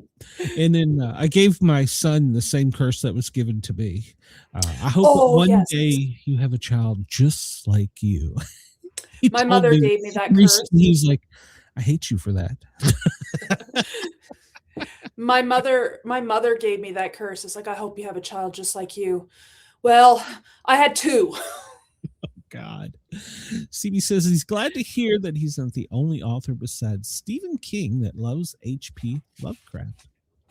Okay. Do you know when I was the time when I started writing, my mom was doing her English degree, and we used to drive out to my grandparents' house every other weekend. And I had 4 brothers, and I was the oldest. So I think I was about maybe 11, 12 at the time. And I got to sit in the front seat of my mom's Cadillac DeVille. And all my brothers had to squeeze into the back seat. There were 4 of them, still not enough seatbelts. It was the day. And the only reason I got to sit in the front is because I could read my mom's college books. So I would spend an hour and a half reading Lawrence, Bronte's, Conrad, Hardy, lots of Shakespeare. And that was when I started writing. And it really kind of screwed up my writing because I started writing like that. But that's a fascinating way to learn, though. It is. There were some words that I didn't understand, and I'd be like, I don't understand this word. And my mom's like, well, spell it out to me because she can't look because she's driving. And I was like, okay, spell, you know, da, da, da, da, da, da. She's like, oh, that means this. And I'd be like, oh, that makes more sense than what I thought it was, and then I would remember that. So my vocabulary at age 12 was miles above my peers just because of that. Wow. But English wasn't my favorite subject. I was going to say, did any of that traumatize you? Like, no, it's because I no, mean, they're some pretty people clean. made it go the other way. You know what I'm saying? So no, I thought it was actually really the grown-up books were a lot more interesting than the kid books. So it was either Nancy Drew or Tess of the Dubervilles. So, Nancy's always the same. She always solves it. So I preferred Scooby-Doo. So. Well, hey, Warren, if you haven't read Stephen King's The It wasn't based off of Mary Poppins. It's more of a sci-fi thing. Oh, there you go. She's going to educate you. So. I guess you didn't make it. Did you make it to the end of It? Because they tell you what he is. I don't want to give it away for anybody who hasn't read it, though. I haven't read that one. No. He's not my favorite author. I mean, some of his books are good, but I read one recently, and I feel like he, in some spots, is just kind of living off his fame. The stories are still good, but I think his writing's getting lazy in some spots because he's so well known. People are just going to buy his books. And I really hope that doesn't ever happen to me. Is it a bad thing to have? I mean, to get lazy in your writing? Well, I mean, I guess if your stories are really good, people don't tend to notice that, but maybe I've been stuck in editing mode for so long that I'm just like, okay, this sentence needs a comma. I can't get past that. I have to write a comma in there. Bruce says he is an ass and blocked her on X. What did you say to him? So many questions about that, Brenda. Oh, no. It did not help kids. Yeah. What? He's gotten softer. I'm putting you and Warren in a box. I don't know what you're talking about. Well, I was answering, Warren thinks that it was based on Mary Poppins. Yeah. And I'm like, no, it was not based on Mary Poppins. Balloons. Mary Poppins had an umbrella, though, didn't she? Yes. And she helped kids. She didn't kill kids. Wait a minute. Aren't they saying now that Peter Pan was the bad guy? Captain Hook was the good guy? I read that. Oh, I heard that somewhere. Yeah. I think somebody's been reading too much stuff. Ripped the idea and then turned it on its head. Yeah. I don't think there's any. I was told there's no original ideas out there for tropes anymore. I can see that. And that also hits on something that Christian said. Gosh, I wish I'd known that our second guest was should have. I just kept Christian. Send him an email. Tell him to come back. He said that I have to go through his agent. You know how that works. He said something that put me in the mind of what a musician told me once on the show. Everybody has a hit song in them. Mm-hmm. If they get the right lyrics, they get the right person with the right tunes, and everybody has a hit song because there's nothing new. And that just kind of really stuck because there's so many one-hit wonders. I was like, that's kind of true. It's kind of true. So Warren has to bring him back. Well, I can shoot an email. Because I can edit this to go as long as we want. I mean, let's see here. Unless maybe they're all getting bored of us. Yeah, maybe that's the case. I could start beguiling them with adventures in parenting. Let's see here. So you have to go through. Well, I can email both his agent and him. So that's what I'll do. Maybe if I can figure out how to do this, we can do this. But he was in New York, so it's not late where he is. So it's not? No, it's the same time as here. It's just 10:20. So okay. Yeah, so I didn't realize it was the same time. It was I thought there was a different time zone. No. Now you get over towards Nashville and it's it turns into central. So, but they're supposed to be redoing all that, I hear. So, Oh, I'll just be glad when they don't do this daylight savings time. I saw a meme one time. It's like, so you spring ahead and then you fall back. And then somebody did the thing where it was a meme on Facebook saying, "Oh, we fall back an hour. You get an extra of nothing. You get nothing. You're a parent." yep. Let's see here. I'm trying. If in case anybody's wondering, I'm trying to figure it out on the fly. I'm reading CB's last comment here. Regardless of whether we write in the same genre or not, it's not competition. We all write our different ways. We all focusing on something different. So some people it's world building, some people it's description, some people it's characters. Yeah. Well, yeah. Yeah. I'm writing about I guess it would be kind of like a sci-fi thriller out of Washington D.C. It's going to be paranormal, so that's. But I'd expect nothing less. Well, my problem I've run into is that I've got so many characters because around the president there's like a ton of people, and I have to build them as I'm introducing them. You can't just say Bob called and says launch the bombs. So. Yeah, like who's Bob? Yeah, you got exactly.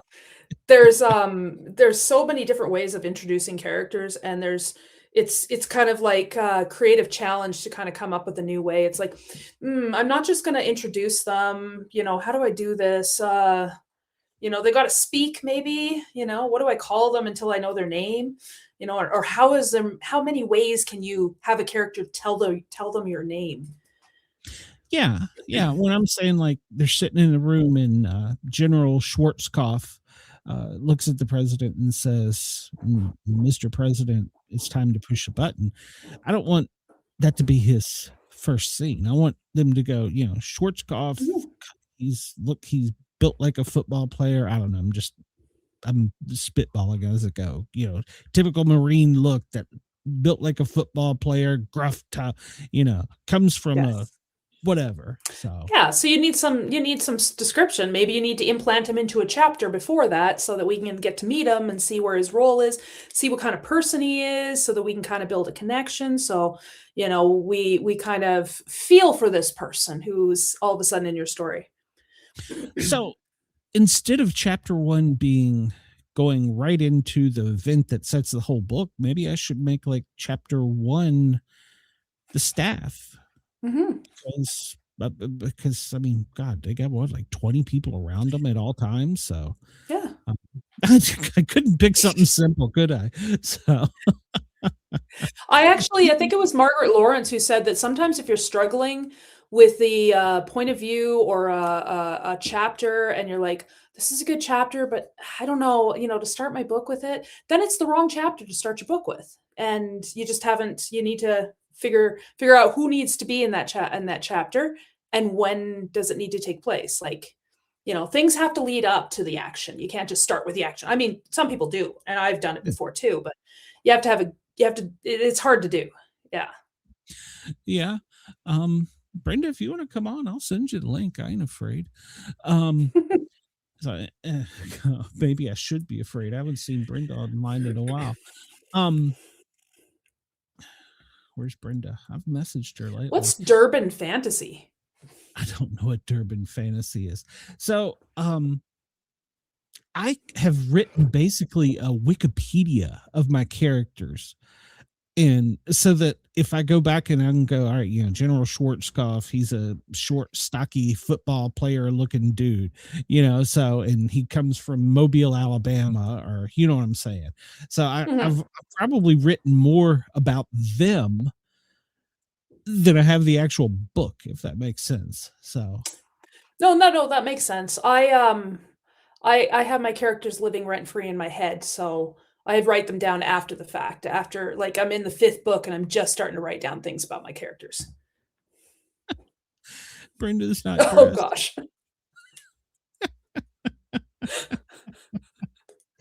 Oh yeah. Well, we could just turn this into an open hour of just come on in. So He says, no, don't send her the link. Warren may fight you for that, CB. So, wait a minute. It'll be Speak spicy of the podcast. devil. Speak of the devil, and the devil appears. Brenda, how the hell are you? We can't hear her, so that's good. She's mute. We can't see either, so that's good too. That's very good. That's very, very good. Brenda, we've got your little icon thingy, but we can't see you. So I don't know what's wrong with you. So, we can hear you now. Yes. So Well, I gotta adjust my damn mic anytime I come anywhere because I don't know what the problem is. How the hell again, Brenda? I like that the little poop emoji is right over the center of her screen. That's my poop emoji. I love it. It's cute. That's cinnamon. And you know what? For the longest time, I thought it was yogurt. I thought it was like soft ice cream for the longest time. Oh my God. Jen, what? Oh my God. I didn't understand Girl. it. I didn't understand that it was a poop emoji. And then I think my son explained it to me. He's like, Mom, that's poop. I'm like, now I see it. We got to get you away from Glenn. He's going to corrupt your little soulness. You're too pure. Do not Google 2 girls in a cup. So, Oh God. No. That one I know. Don't Google. My brother told me about that one. And Oh my God. it was, he tricked me. Glenn, you're a horrible. I have nightmares. I didn't do it. You have nightmares? I have nightmares. I'm like, why? What? No. CB said release the chickens. What are the chickens? Well, he's probably talking about the fact that on my Facebook thing, I was commented that how difficult it is to get into one of these secret societies. I have been trying so hard for the past couple weeks to get into 2 of them. Why? And you don't want to do that? Yeah, I do. I want in. I want into Well, secret. you have to sacrifice somebody. Well, Brenda, it's been nice knowing you. No. Somebody in your family. It's got to be your family. Is there? Or you have to turn your grandson into a girl. One of the two. I got a list. You either have to. You have a list. You son of a bitch. What kind of organizations are you trying to get into? I don't know what the hell she's talking about. I just want to hang out with a bunch of guys and smoke cigars and learn a secret handshake. Oh, well, you can go to a cigar shop and learn that. Just start your own organization and make up the rules for admittance. And that's what I said. I was going to start the Royal Order of, I forget what I called it, Sport Cats or Sport Kitten or something. So, oh my God. And then like you enter. Yes, Warren, I love dragons. I want to own a dragon, and I'm going to send it over to Burn Glenn's ass. So you like the hierarchy. You start as a kitten, you end up as a kitty, and then you're a cat. And then somebody takes your nuts, and you're not a man anymore.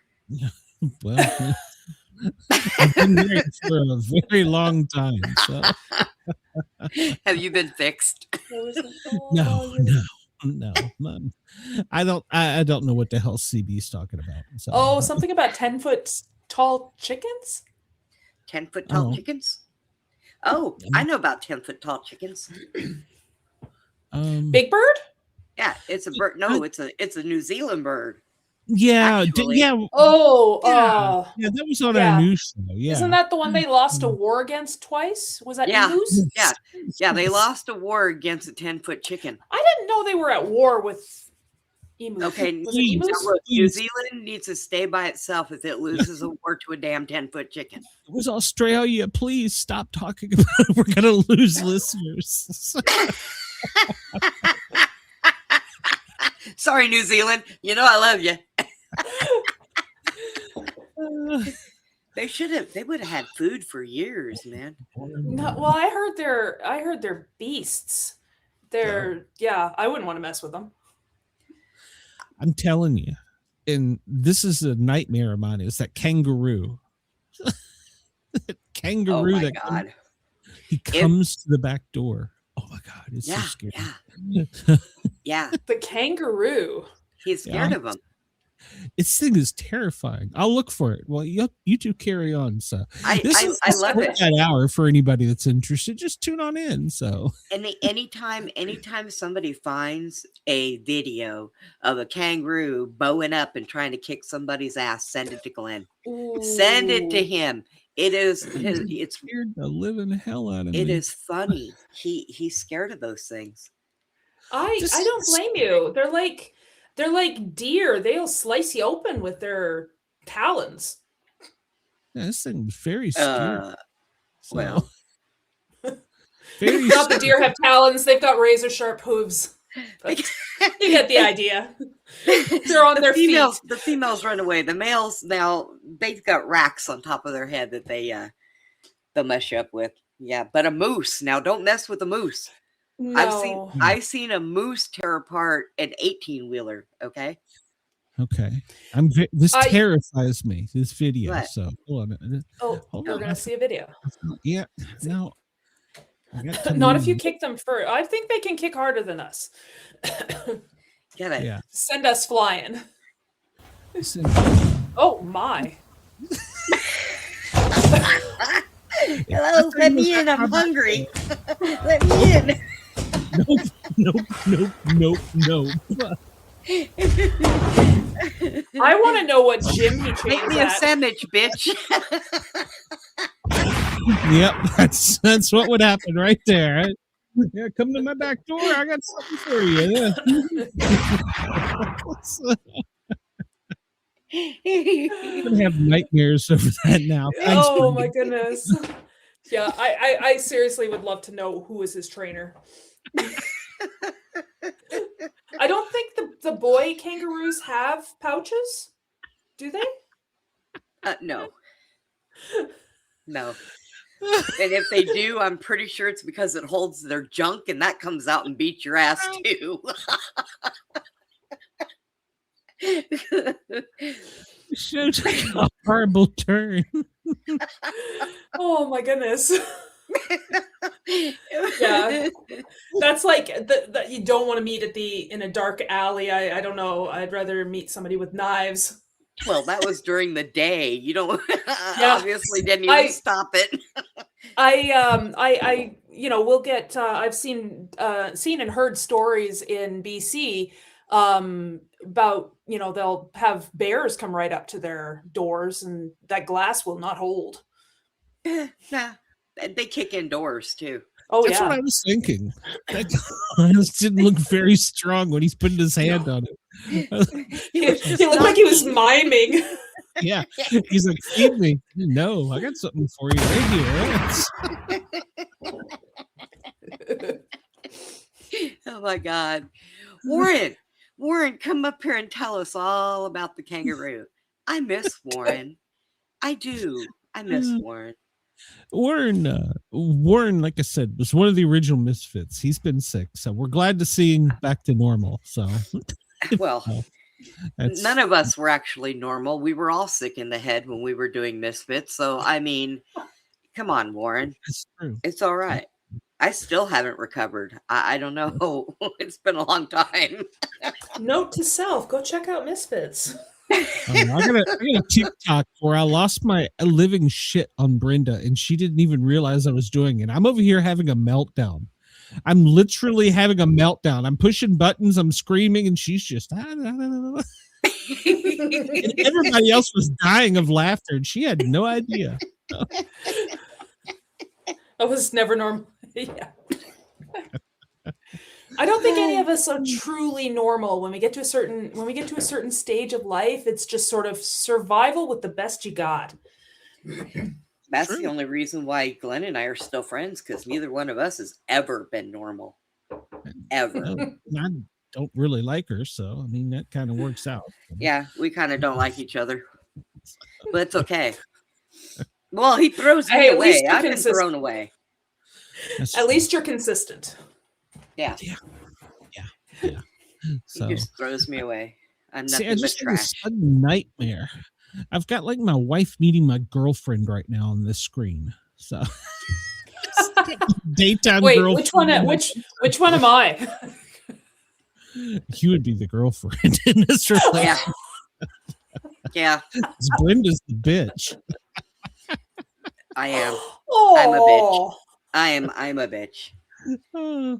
Speaking I of love her. which, And, so how you been, Glenn? well, if I could ever get the hell out of Tennessee, so. Well, I told you Is it how like- to do that, but you don't listen. You don't listen to your wife.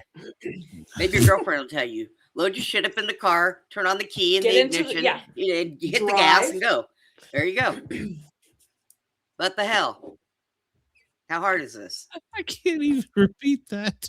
Do I got to come down there and do it for you? Left-footed. I'm too far away to get to him, so Well, she'd have to go through customs. So at least it would know she didn't have any weapons. Brenda, on the other hand, Yeah, Brenda, on the other hand. oh, I'm loaded with them. I can't make it through customs. Everything on me goes beep, beep, beep. So yeah. So no, I'm going home Saturday. So I'm going home Saturday. So we're gonna check in on Sunday and find out that you haven't gone home yet. Probably. That Well, sounds Brenda about right. Brenda tracks me, so I got. Yeah, she's, I track him. She's I on know my everything he's freaking doing. map and Life Alert. And, I even know when he's going to the bathroom. I mean, it Oh my goodness! lights up. Beep, beep, beep. Gun's taking a How do you shit. know? Oh, God, you better wipe twice. Yeah. hell do you know that? That 360 app is really specific. Yeah, I've got the upgrade. I need to put a piece of tape over the lens tonight.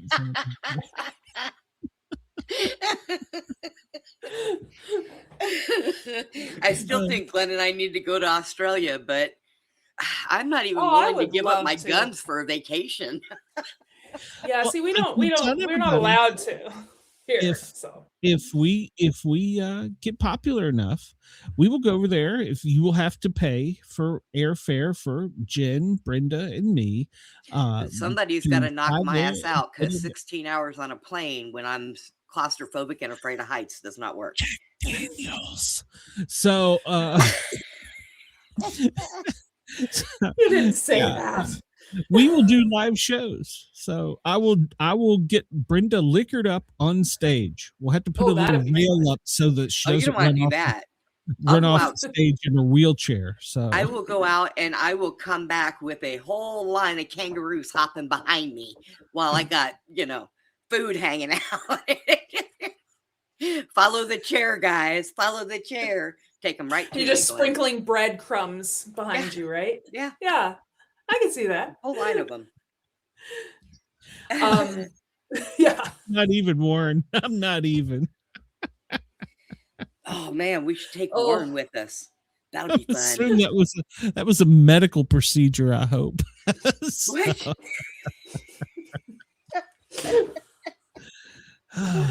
Oh my god. Where are So my you views guys- going up right now? So you- You guys are gonna totally corrupt me.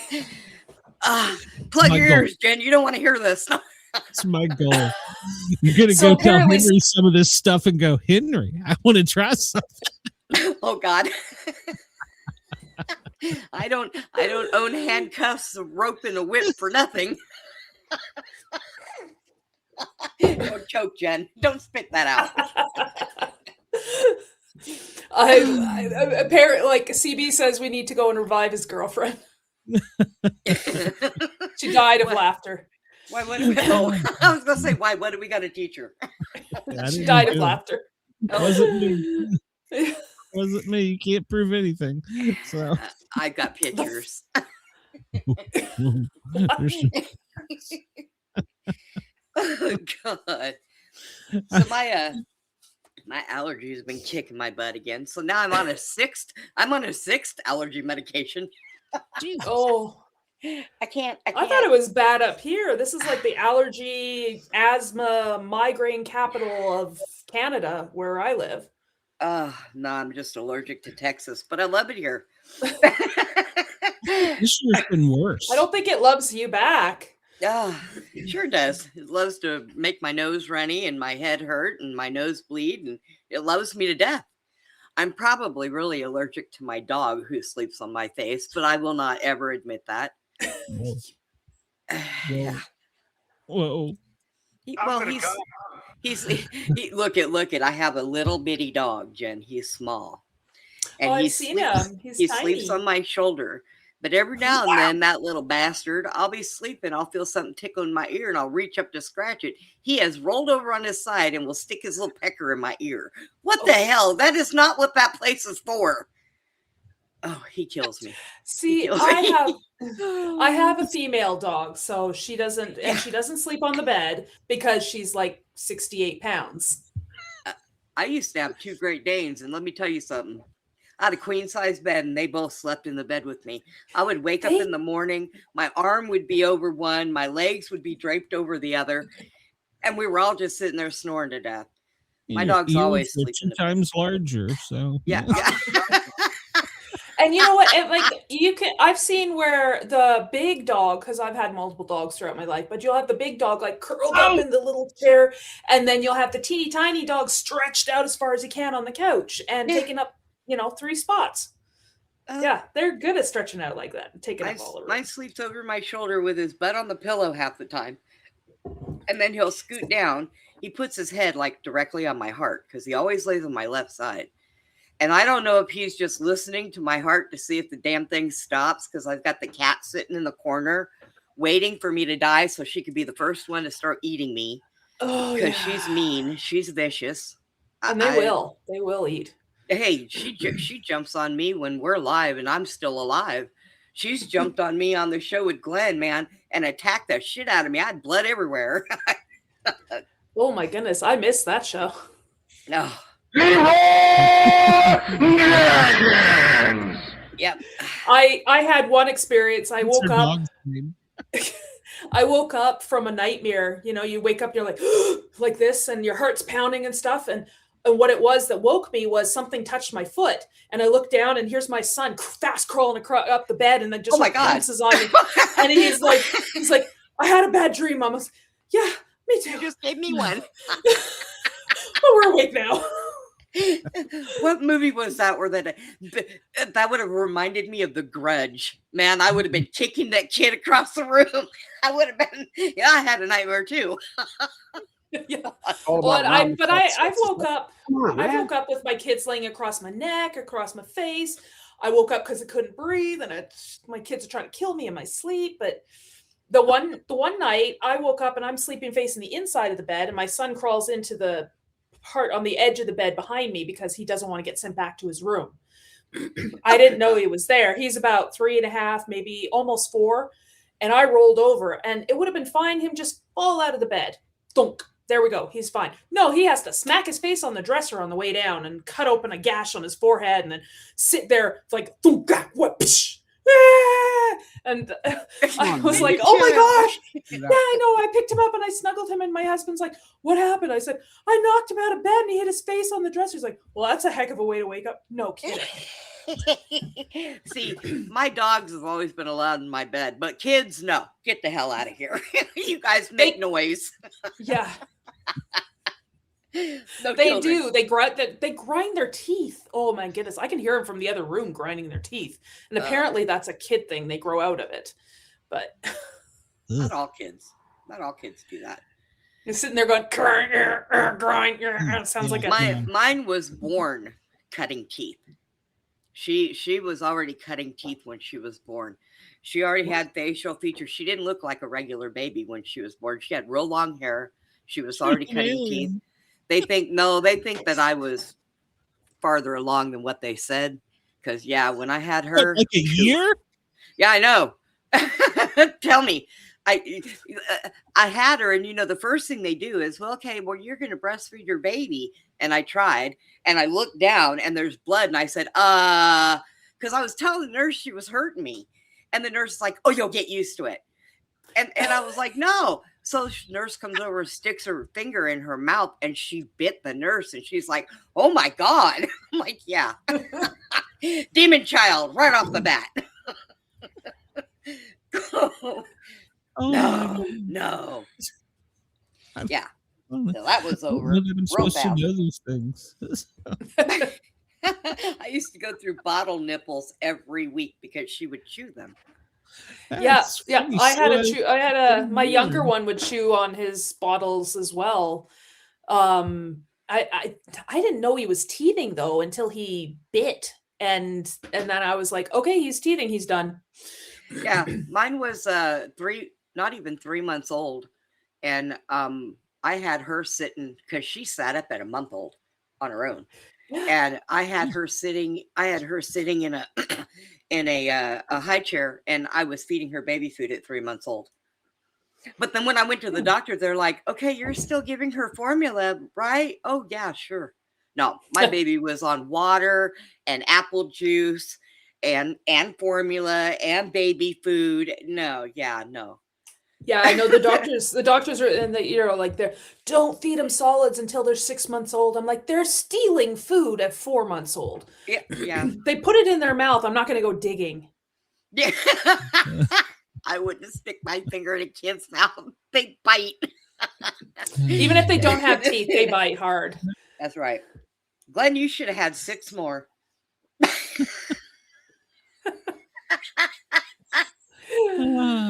Your wife would have really hated you. Yeah, no, she already does. No, 2 is enough for me. I've got a crier and I've got a screamer, and I'm not sure which one's better. But I love them to death. I wouldn't trade them for the world because, as hard as the day is, you're racing around, you're getting called all sorts of names, screaming, hollering, chaos, and then they come up and give you a big hug, like, I love you, Mom, and then you forget all of it. 9 and 11 now. Oh God, they should have had jobs a long time ago. Tell me, of course. Tell them to get out and get a job.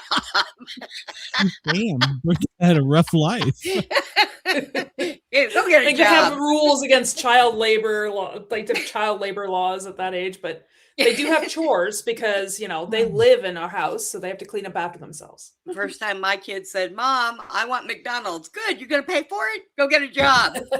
It's amazing. You take them out to the mall and they're like, oh, Mom, I really want that. I'm like, okay, did you bring your wallet? Oh, yeah, it's okay. I don't want that. Yeah. Did you bring your wallet?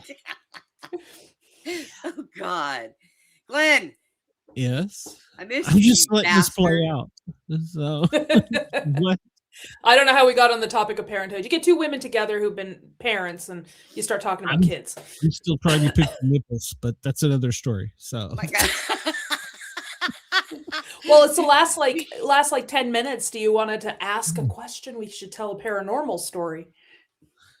Well, Jen, do you have any new paranormal stories? Not new ones, but I do have some old ones. I had our house here, we had to get saged because there were things that were happening that were frightening, to say the least. And my son was seeing he kept telling me that there was a shadow man in his room when he was 4 or 5. So we got this room saged. This is fine. I went into his room a couple times there when he'd be screaming, wake up in the middle of the night screaming, and I would just see the shadow go across. 2 girlfriends and a wife. But I know there was one time we had a helium balloon because we had a balloon that we got from like a birthday party or something, and it was in our bonus room. And then there's our bonus room, and we walk down the hall, and then there's our master bedroom. And I walked out of the bonus room down the hall into our bedroom, and I stopped there and I was thinking, I was like, what did I come in this room for? Because you always think that as soon as you walk through the door.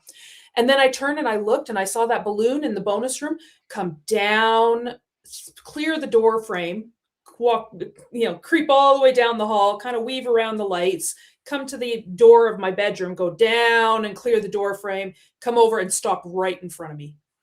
Whoa. You went in there for the balloon. The balloon came in to see me. I was like, yeah, that's not disconcerting at all. No kidding. I have a doll that has an attachment. She used to tickle my caregiver's feet all the time if he walked around with nothing on his feet. Used to piss him off. I liked her. She would hide things and move things and, not bother me. Trickster. Yeah. I swore the other day I had a trickster here. I swore I did. That's your cousin. It was Pennywise. Pennywise. Could have been. An invisible Pennywise, you know. The balloon was the wrong color. I think it was like neon green. Now, if I see floating umbrellas in my house, I'm gonna be pissed off. That's bad luck.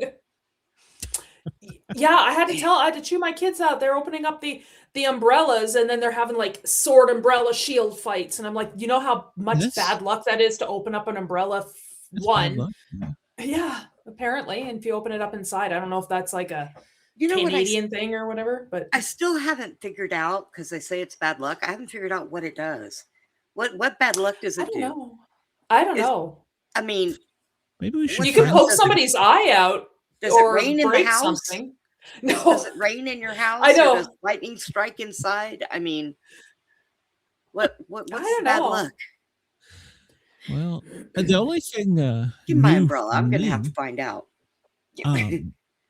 My cousin over at his house, he has security cameras, and he put me on them so that I could like see in case somebody showed up while he was at work, because he works on the other side of town.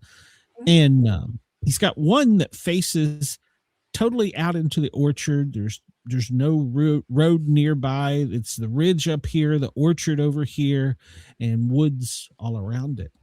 And it went off one night. Turned it on. It was like the middle of the night, because I'm a night owl. He has to be up and at work at like 5 a.m. So he isn't. And so I'm looking on the camera and I don't see anything. And I go back and play the events. So I turn the audio up and I hear these birds just raising hell. I'm like, what the hell is that? What bird is chirping at, 4 a.m. or 3 a.m? It was late. And then I hear, like, oh, I know what that is. And then I hear it yell. And I'm like, I know exactly what that is. And I wish I could have had a Class A recording of it. I wish I had thought to hit record. I mean, it was beautiful, because the birds would just shut up. Yeah. Chris, yeah, Chris is back. Chris, tornadoes, are you okay? Gone. Yeah, we were worried about you, Chris. We actually mentioned that at the top of the hour. So we were hoping you were okay. I'm glad you're back. I'm glad you're safe. So Jen, for hour 2, I'm going to keep this. I'm not going to can it. I'm going to keep this. No, I have not seen any aliens lately. Would you recognize them though if you saw them? Like, they can. They like do us. manipulate you. They do manipulate you so that you don't know. We'll just leave that story for another time. I know. Jen, hour 2. I'm not going to can this. I'm going to keep it out there. Yeah. So WRFN, WZQR. You got an hour of get to know Sportcat, Jen, and Brenda. Hey, shut the hell up. So tell everybody where they can find your books, Jen. Yeah, so again, check out my website. It's the best place to start at jmshawauthor.com. I have my books that are listed there. You can read about them. There's links to find them online. They're available internationally through Amazon as a print. They're all on Kindle. First couple are on Kobo. The rest will be eventually. Or Barnes & Noble. There's links there for ebooks if you're in the US. There's my Facebook and Instagram on the bottom, so you can follow me and see what else I'm writing. And Goodreads, so you can see what else other people are saying about me. There you go. Make sure you go check her out. All this will be in the show notes, because I've got to edit them around now. Next week, we've got 2 Canadian authors. One is a book coach, and the other is a horror author. So looking forward to that. We want to thank Mickey. He's always hooking us up with great guests. So we will get everybody back. Chris said he had one a few miles away from him, damaged 200 buildings. Wow. Yeah. Be very cautious out there. The night's still going on, Chris. Everybody try and stay safe. Put your helmets on. That's my advice. So. Mine stays on. Brenda and I will be back Monday. So. Oh, we will? We will. Yeah, we will. Well, I'm glad you decided to tell me. I give you, there, you get a week's notice. Just shut up, woman. Jesus. Just do what I say. You know you miss me. Be quiet. No, not really. Shut up. Good Lord. I have signed up for. Everybody have a great night. Brenda, this one's for you. Leave my poop alone. Got headphones like me. Yeah, you need to put cat ears on the headphones, Glenn. I'm sorry, you do. Like he'll look like Harley. Well, I have small ones on mine, but mine are black. He's got a small one. I got small ones. I own Glenn. I have a small one.